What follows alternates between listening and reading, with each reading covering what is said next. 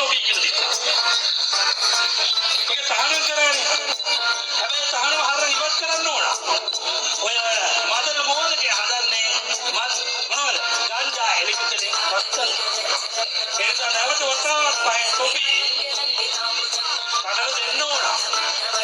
මං වගේ එකෙක් ලංකාවේ රජ වෙන්න කියලා පුතේ පිළිබිඹුලා ප්‍රාර්ථනා කරපන්. මං නෙවෙයි මං වගේ එකෙක්. අනිවාර්යෙන් රටේ නැවත ගංජා සිටවන්න.